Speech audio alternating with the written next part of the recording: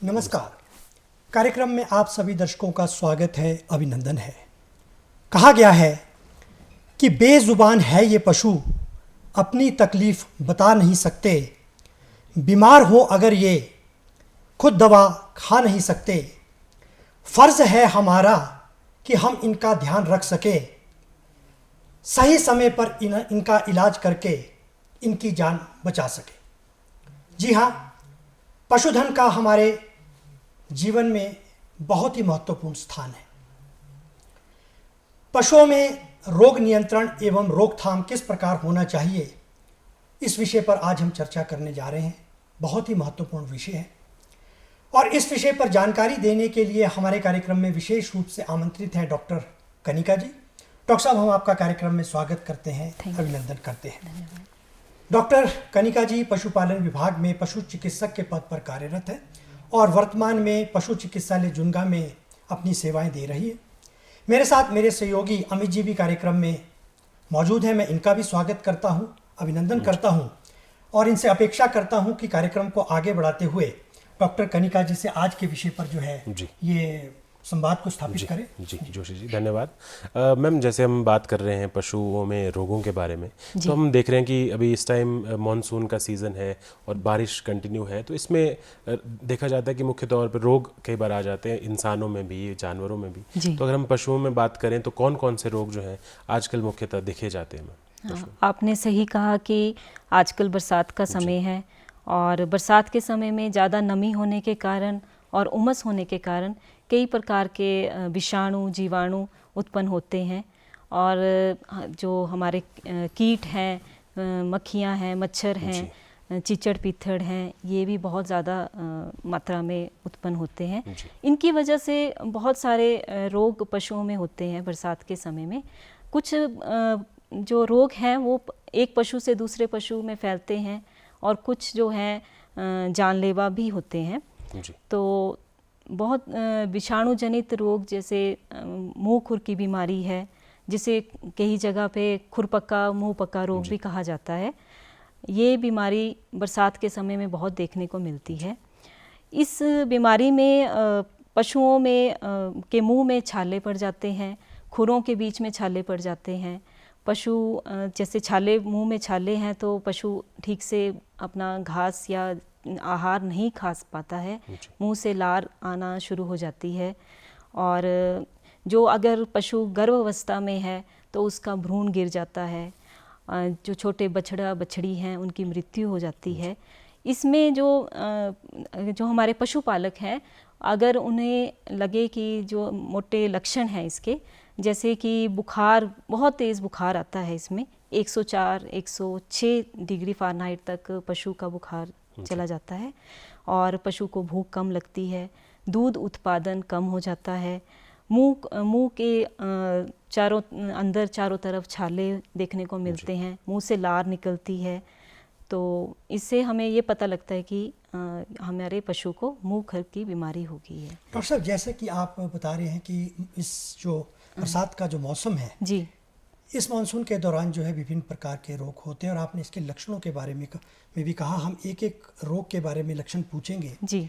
कहा जाता है कि लक्षण देखते ही हाँ जी, जो कदम उठाएगा जी, वही सही पशुपालक कहलाएगा। जी, रोकथाम है इलाज से बहुत बेहतर, जी। इस बात का एहसास करना होगा हमें अपने भीतर। जी। तो कहने का मतलब है, क्योंकि देखिए पशु में जब रोग आते हैं, जी, हम ये तो नहीं कह सकते कि हमारा पशुपालक आज के समय में अनभिज्ञ है, क्योंकि सूचना प्रौद्योगिकी का दौर है, इंफॉर्मेशन टेक्नोलॉजी का इतना व्यापक प्रचार प्रसार है कि वह उसे रोग का पता लग जाता है। लेकिन फिर भी कौन से ऐसे थंब रूल्स होते हैं जिससे हमारा जो पशुपालक है वो इन बीमारियों को, जिनके बारे में आपने बताया, पहले हम लक्षणों की बात करेंगे जी। फिर अमित जी आपसे इसके बारे में जो इसका किस प्रकार से जो है नियंत्रण किया जा सकता है, कैसे जो है इसकी रोकथाम की जा सकती है, उस पर भी हम चर्चा करेंगे। तो मैं चाहूँगा कि जिन जिन बीमारियों का, जिन जिन रोगों के बारे में आपने बताया, उनके लक्षणों के बारे में बताया कि किसान, बागवान और जो हमारा पशुपालक है वो कैसे इसके बारे में पता लगा सकता है। जी, जैसे कि अभी हमने मुंह खुर की बात की, और एक और बीमारी है जो बरसात के समय में बहुत देखने को मिलती है, lumpy skin disease. Lumpy skin disease जो है, इसका संक्रमण 2023 में हिमाचल में बहुत फैला था और इसमें बहुत सारे पशुओं की मृत्यु हुई थी। इस बीमारी में जैसे कि नाम है लंपी स्किन डिजीज़, मतलब इसमें चमड़ी में बहुत सारी गांठें पैदा हो जाती हैं पशु की, और इन गांठों में कई बार पीक पड़ जाता है या कोई द्रव्य निकलना शुरू हो जाता है, और उन गांठों पे जो मक्खी मच्छर बरसात के समय उन गांठों पे बैठते हैं और दूसरे पशु को काटते हैं और दूसरे पशु को भी संक्रमण फैलता है।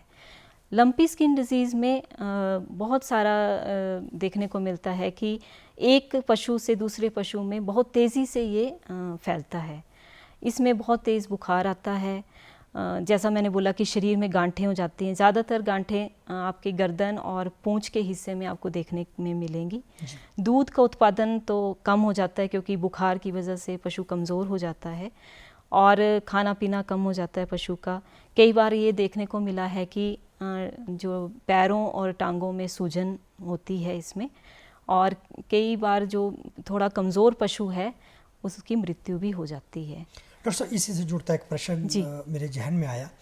जो ये आप रोग बता रहे हैं, तो क्योंकि पशुधन में विभिन्न प्रकार के पशु आते हैं, उसमें दुधारू पशु से लेकर के अन्य पशु भी सम्मिलित होते हैं, तो क्या जो ये रोग है क्या एक समान ये दुधारू से लेकर के सभी पशुओं को ग्रसित करते हैं? नहीं, जो लंपी स्किन डिजीज़ है ये ज़्यादातर भैंस और गाय में पाया जाता है, लेकिन जो ये मुंह खुर का रोग जो पहले मैंने बताया वो भेड़ बकरियों में, सूअर में और गाय भैंस में पाया जाता है। जी डॉक्टर साहब, जैसे हम आपने कुछ और डिजीज़ेस भी हम सुनते हैं, जैसे गल घोंटू आपने कहा, या जो थनैला रोग है या लंगड़ा बुखार जैसी भी हम सुनते हैं, तो ये किस तरह के रोग हैं और इनके क्या क्या लक्षण देखने में मिलते हैं? जी, जो गल घोंटू बीमारी है ये भी संक्रमण बीमारी है।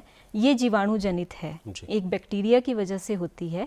इसमें पशु को सांस लेने में दिक्कत होती है क्योंकि गल घोंटू है तो गला उसका घुटने लग जाता है, सोजिश आ जाती है गले में, और उसके कारण पशु सांस लेने में दिक्कत आती है। निमोनिया जैसे लक्षण आते हैं, तेज़ बुखार आता है, और इस बीमारी में ज़्यादा समय नहीं मिलता इलाज का, कि 24 से 48 घंटे के बीच में पशु की मृत्यु हो जाती है।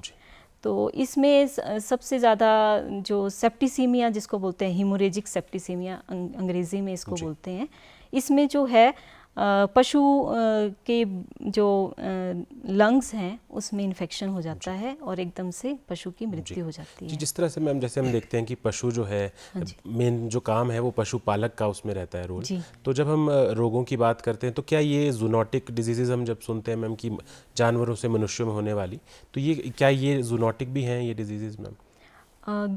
जूनोटिक डिजीज़ ऐसी बीमारियां होती हैं जो पशु से मनुष्यों में फैलती हैं, जैसे कि रेबीज़ है। आजकल रेबीज़ का बहुत हो रहा है कि कुत्ते के काटने से मनुष्यों को रेबीज़ की बीमारी हो रही है, और ये जानलेवा बीमारी है। इसका सिर्फ रोकथाम है, नियंत्रण है, इसका कोई इलाज नहीं है। एक जूनोटिक जो डिजीज़ जैसे आप बोल रहे हैं, ट्यूबरकुलोसिस, टीबी जो है वो बहुत फैल रहा है, और टीबी जो है ये भी पशुओं से मनुष्यों में फैलता है। ये ज़्यादातर जो दूषित दूध है जिसमें टीबी के विषाणु होते हैं उसको ग्रहण करने से टीबी जो है मनुष्यों में होता है। डॉक्टर साहब, ये तो जैसा कि अमित जी ने आपसे जीनोटिक डिजीज़ के बारे में पूछा, क्योंकि आपने कहा कि जहाँ पे कोई दूषित दूध का हम जो है सेवन कर लेते हैं उससे ग्रसित होता है इंसान, तो थनैला रोग क्योंकि थनों से जुड़ा हुआ है और आपको पता है दूध का जो निस्तारण है वो जो है थनों से ही होता है, तो थनैला रोग क्या है? थनैला रोग जैसे नाम से पता लग रहा है कि थन की बीमारी है। ये आजकल बरसात के समय में बहुत फैलता है क्योंकि जितने भी जीवाणु हैं, विषाणु हैं, बहुत ज़्यादा सक्रिय होते हैं बरसात के समय में। जब पशु को हम दूधते हैं उस टाइम वो जब पशु बैठ जाता है तो उसके थोड़ी देर के लिए 20 मिनट तक के लिए जो थनों के छिद्र होते हैं वो खुले रहते हैं। उस टाइम ऐसा होता है कि उन छिद्रों से गोबर में जो भी कीटाणु होंगे, जो आपकी गौशाला में कीटाणु होंगे, वो छिद्र से थनों में प्रवेश कर जाते हैं, जिसके कारण थनों में इन्फेक्शन हो जाता है। उसमें थनैला के मुख्य लक्षण ये है कि थनों में सूजन आती है, शुरुआती दौर पे थनों में सूजन के साथ साथ उसमें तेज़ दर्द पशु को महसूस होता है, लालपन देखने को मिलता है और दूध में कमी आती है। ज़्यादा दूध दूहने में हमें दिक्कत आती है और पशु को कई बार बुखार भी आ जाता है, क्योंकि दर्द है तो बुखार उस वजह से और संक्रमण की वजह से बुखार भी आता है और दूध भी इसमें ख़राब हो जाता है। दूध में चिथड़े आने शुरू हो जाते हैं और वो पीने लायक नहीं रहता। जी, तो इसके लिए मैम जैसे हम प्रिवेंटिव मेजर्स की बात करते हैं कि क्या हम करें ऐसा कि जो है ये रोग जो है ये पशुओं को हो ही ना या काफ़ी कम हो जाए इसका इंसिडेंस, तो उसके लिए कुछ उपाय बताएं। जी, जैसे अभी थिनेला रोग की बात हो रही थी, तो थिनेला रोग में हम कुछ उपाय ऐसे अपना सकते हैं जिससे हमारे पशु इससे बच सकें। पहला उपाय ये है कि जब भी हम पशु को दूहने जाते हैं या दूध निकालने जाते हैं तो उससे पहले हमें उसके ऊल को और थनों को अच्छे से साफ़ करना चाहिए। एंटीसेप्टिक एक पोटाशियम डाइक्रोमेट या पोटाशियम परमैंगनेट आता है, उसके सॉल्यूशन से हमें अच्छे से साफ़ करना चाहिए थनों को। और दूसरा, थनों को साफ़ करने के बाद अच्छे से उनकी मसाज करनी चाहिए और कोई एंटीसेप्टिक अपने हाथों में भी, हमारे हाथ भी साफ़ होने चाहिए धोने के टाइम। हमारे जो बर्तन हैं वो भी धोने के समय साफ़ होने चाहिए। दूसरा, जब पशु को आपने धो लिया उसके बाद भी हमें पशु के थन और ऊल को साफ़ रखना चाहिए, एंटीसेप्टिक से अच्छे से धोना चाहिए और 20 मिनट तक पशु को कुछ खाने को देना चाहिए ताकि पशु नीचे ना बैठे जब तक उसके थनों के छिद्र खुले हैं, ताकि वो खड़ा रह के अपना चारा खाता रहे और जब उसका ख़त्म हो जाए तब बैठे और पशु के थनों में वो विषाणु या जीवाणु अंदर ना जाए। मतलब आपके कहने का मतलब है कि prevention is better than cure. जब हम कहते हैं जो स्वच्छता है, कहा भी जाता है कि सुस्वच्छम प्रांगणम कार्यम पशु रोग विमुक्तयः सूर्य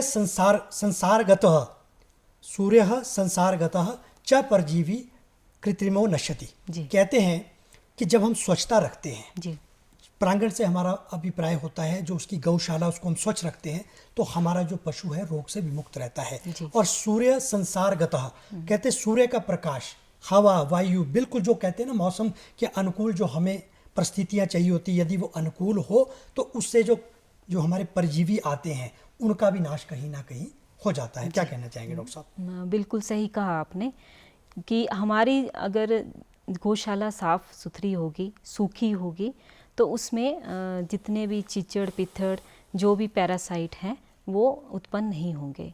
और सबसे ज़्यादा जो चीचड़ पिथड़ और मक्खियाँ, मच्छर, ये बीमारियों को फैलाते हैं एक पशु से दूसरे पशु में। तो इसके लिए गौशाला साफ़ रखने के लिए हमें ऐसा करना चाहिए कि अगर दरवाज़ा है तो उसके सामने एक खिड़की होनी चाहिए ताकि हवा आती जाती रहे, क्रॉस वेंटिलेशन हो। धूप वाली जगह, धूप वाली साइड जो है वो मेन जो हमारा दरवाज़ा है वो धूप वाली साइड में होना चाहिए ताकि थोड़ा सूर्य का प्रकाश भी आए और जो भी हमारे चीचड़ पिथड़ मक्खी मच्छर उनके अंडे हैं वो नष्ट हो जाएं, वो पैदा ना हो।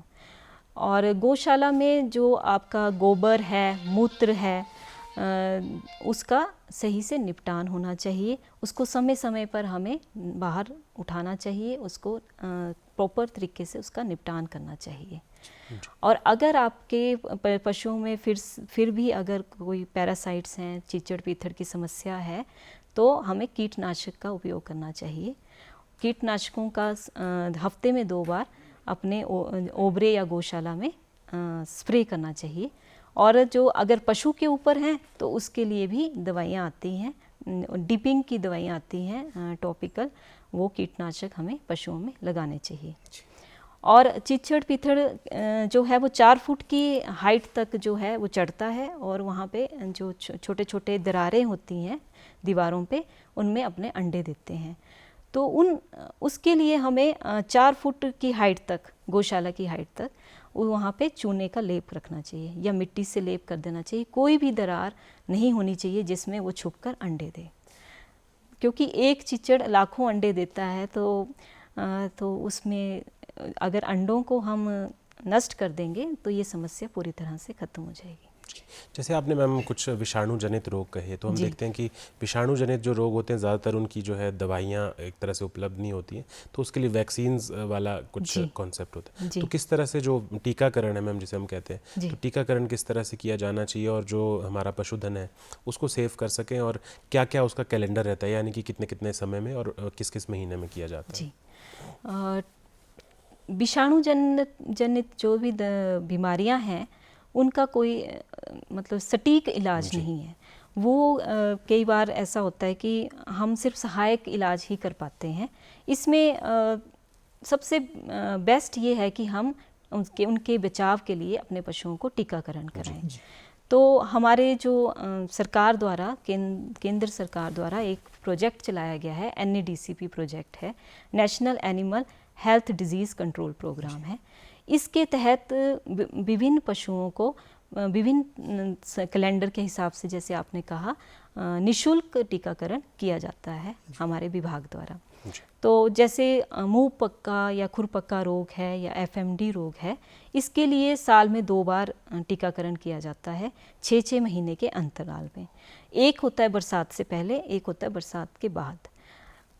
4 महीने से ऊपर जितने भी हमारे पशु हैं उनको हम टीकाकरण करते हैं FMD के बचाव के लिए।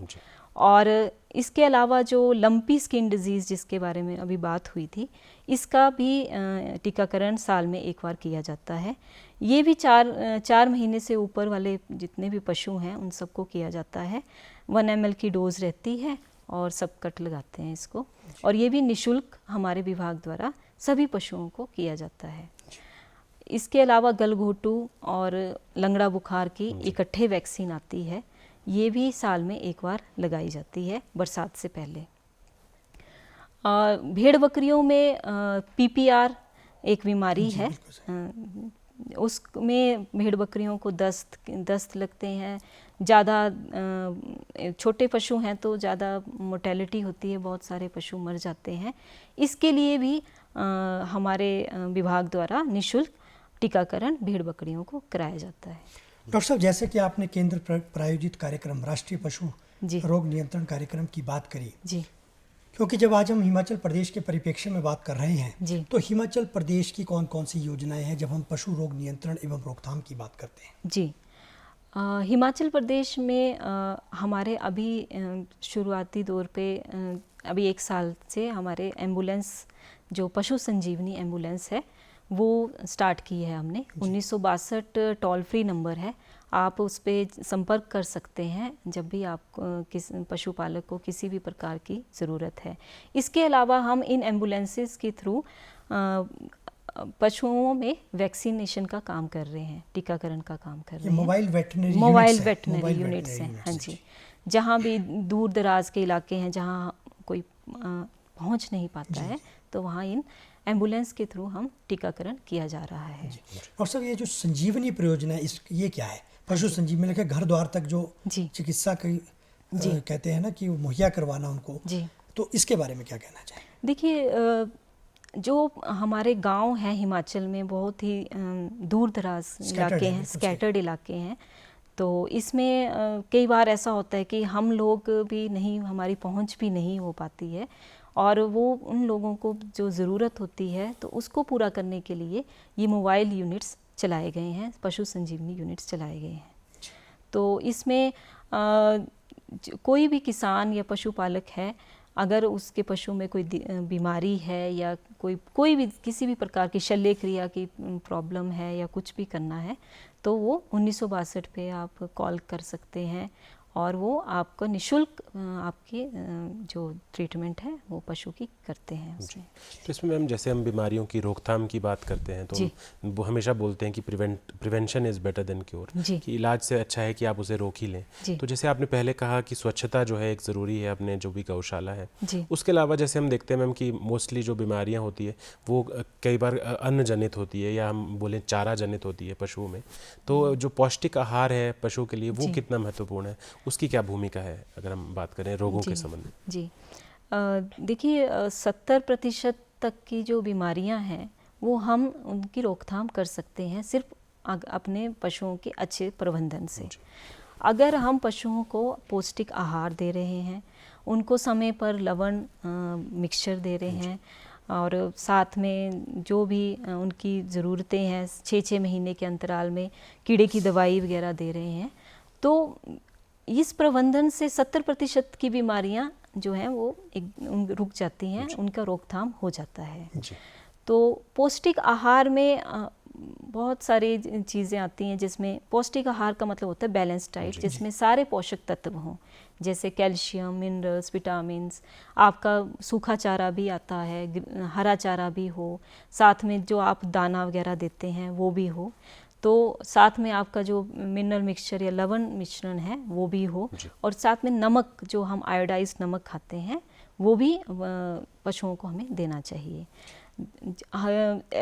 एक्चुअली ऐसा बोला जाता है कि पशुओं को मोटा नमक दो, लेकिन मेरे हिसाब से पशुओं को हम जो आयोडीन वाला नमक देते हैं वो देना चाहिए 30 से 40 ग्राम प्रतिदिन, और साथ में हमें 30 से 50 ग्राम मिनरल मिक्सचर ज़रूर देना चाहिए, ताकि उनके जो मिनरल्स की कमी है वो पूरी हो सके, जैसे कैल्शियम वगैरह की, क्योंकि जब भी जो दूध है उसमें कैल्शियम की मात्रा ज़्यादा होती है, और पशु जो है वो दूध में सारा कैल्शियम चला जाता है दूध में, और वो पशुओं में कैल्शियम की कमी हो जाती है। इसलिए हमें कैल्शियम जो है वो प्रतिदिन पशुओं को देना चाहिए।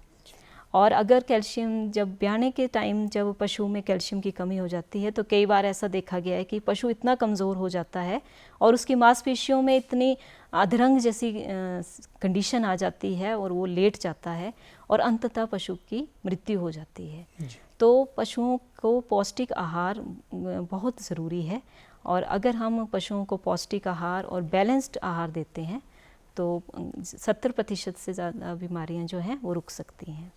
डॉक्टर कनिका, कहते हैं आयुर्वेद में भी कहा गया है कि जल को औषधि माना गया है जी। और बरसात में आपने देखा होगा कि मनुष्य भी जो है आम जो हम जीवन जीते हम उसमें पानी की जो है बहुत सतर्कता बरतते पीते हुए, तो बरसात के मौसम में पशुओं के लिए पानी का कैसा विशेष ध्यान रखना चाहिए, उसकी जो आपूर्ति वो किस प्रकार की होनी चाहिए? जी, पानी में बहुत सारे बैक्टीरिया जैसे इकोलाई है, बहुत सारे संक्रमण होते हैं। अगर दूषित पानी हम पशु को दे रहे हैं तो उससे बहुत सारी दस्त की प्रॉब्लम हो सकती है, पशुओं को डायरिया लग सकता है।